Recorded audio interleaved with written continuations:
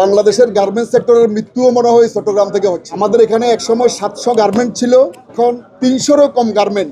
এটার কারণ কি? এটার কারণ হচ্ছে যে কি সরকারের গার্মেন্ট বান্ধব নীতিমালার অভাব। আমাদেরকে মন্ত্রী মহোদয় আশ্বস্ত করেছেন যে গার্মেন্টস সেক্টরের ইম্পোর্ট এবং এক্সপোর্টে যে ধরনের সমস্যাগুলো বিরাজ করতেছে এগুলা ইনস্ট্যান্টলি সমাধান করা হবে। এখানে কোনো গোষ্ঠী কোনো ব্যক্তি যদি প্রতিবন্ধকতা হয়ে দাঁড়ায় তাহলে জিরো টলারেন্স।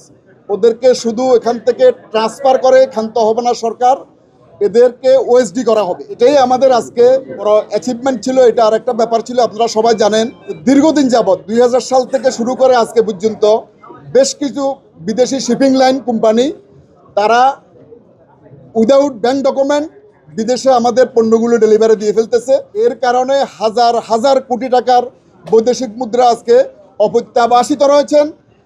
মন্ত্রী মহোদয় আশ্বস্ত করেছেন এটা নিয়ে উনি উচ্চ পর্যায়ের একটি কমিটি করে দেবেন, তাহলে হাজার হাজার বৈদেশিক মুদ্রা যেভাবে প্রত্যাবাসিত হবে, অ্যাট দ্য সেম টাইম আর কোনো গার্মেন্টের মালিক বা এক্সপোর্টার বিদেশে পণ্য রপ্তানি করে ওদের টাকা পাবে না। এই চ্যাপ্টার মনে হয় ক্লোজ হতে যাচ্ছে।